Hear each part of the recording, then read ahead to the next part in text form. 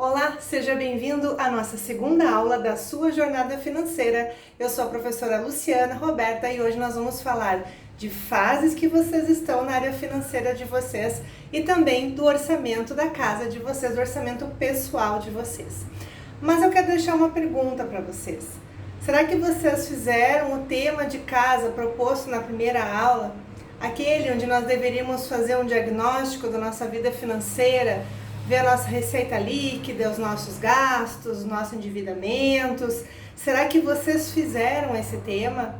Alguns alunos fizeram, me encaminharam e realmente nós tivemos grandes avaliações ali no decorrer da primeira aula. Mas e você? Você que ficou olhando o vídeo, olhou só um pedacinho, ouviu alguma coisa que já não gostou, já não se sentiu confortável de continuar? O que será que está te bloqueando? Eu vou te dizer o que é o que bloqueia todo mundo, é o medo. É o medo de olhar a realidade, é o medo de olhar o número final e é o medo de tomar uma decisão que realmente vai impactar na vida financeira. Mas eu quero te dizer uma coisa que está em várias frases por aí: se der medo, vai com medo mesmo. Te convido a fazer o tema de casa e a continuar com a gente aqui para entender um pouco dessas fases. A primeira fase da vida financeira da gente é quando a gente gasta mais do que ganha. Então a gente acaba gastando, acha que vai dar o dinheiro, que vai dar tudo certo e no final do mês sempre falta. Então a gente acaba gastando mais do que ganha. Na nossa segunda fase, eu chamo ela de empate financeiro.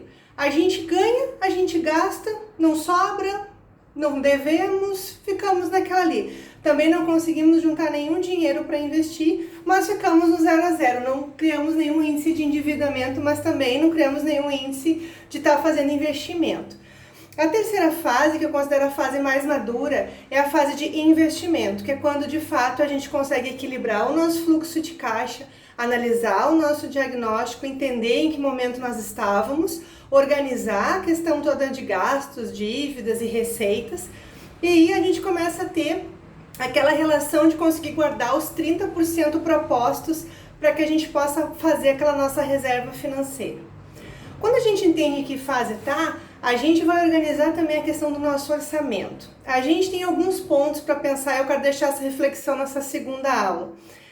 Quanto que de fato vocês precisam ganhar por mês para pagar as contas? Uma coisa é quanto eu ganho hoje, outra coisa é quanto eu realmente preciso ganhar para pagar as minhas contas. Mas observem que é aquele padrão de vida normal, sem nenhum tipo de extravagância. Analisem quanto que vocês realmente precisariam ganhar hoje para poder manter um padrão de vida bacana, confortável para a família de vocês. Um segundo ponto: quanto que vocês conseguem gerar de renda extra? Quais outros talentos vocês têm para poder gerar mais renda extra? Outra, tenho renda extra para pensar, tenho quanto eu realmente gostaria, mas hoje o que de fato eu ganho, né? Para a gente começar a balancear essa relação toda. Quanto que de fato vocês estão ganhando hoje que entra na conta de vocês, né? Então essa reflexão é muito importante. Depois que a gente analisou tudo isso, a gente tem que olhar para a nossa planilha financeira e ver aonde que está indo escoando dinheiro. Contei para vocês na aula 1 a questão do tênis e dos lanches que a menina gastava. Eu tenho um caso meu específico, né? Eu gastava muito tempo atrás para pintar o meu cabelo. Eu ia no salão, tá, de cada 15 dias, enfim, e gastava para pintar. Um dia eu refleti quanto eu gastava, fiz o cálculo todo, decidi começar a pintar em casa. Já fazem 5 anos. E poupei muito dinheiro com isso. Mas eu gasto esse dinheiro ainda toda quinzena, tá? Então eu faço de conta que eu vou no salão, pego o valor que eu ia investir no salão, e eu faço um depósito de um investimento todo mês desse valor que iria então para pintar o meu cabelo. E eu faço isso em casa sem nenhum tipo de problema. Então é muito importante nesse momento a gente analisar quais os gastos da planilha de vocês poderiam ser reduzidas, né? Não é cortar de novo, não precisa fazer nenhum tipo de extravagância, nem eu vou cortar água de novo, café, aquela mesma história de sempre. Não, analisem o que de fato poderia ser mudado, poderia ser analisado. Porque dentro desse contexto de análise, vocês vão descobrir que tem um vilão no orçamento de vocês. Pode ser a luz, pode ser o telefone, pode ser a internet, pode ser os gastos extras que vocês não computam, as várias saídas, enfim, que a gente faz, as comilanças fora, o iFood, né, que acaba o pessoal no aplicativo gastando bastante dinheiro. Então, nessa segunda aula, eu peço que vocês façam um segundo exercício.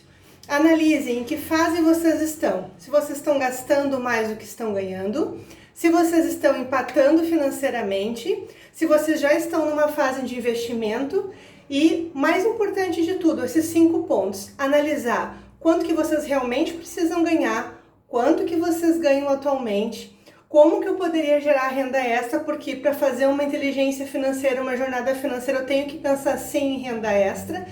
A gente tem que se esforçar um pouquinho mais para poder gerar mais renda, para poder cumprir as nossas metas financeiras, nossos objetivos. Analisar quais gastos hoje a gente já poderia estar revendo e descobrir dentro desse contexto, essa planilha toda que eu enviei por e-mail, né, na nossa primeira aula para vocês, quem é o vilão. Vamos achar esse vilão e vamos tratar dele.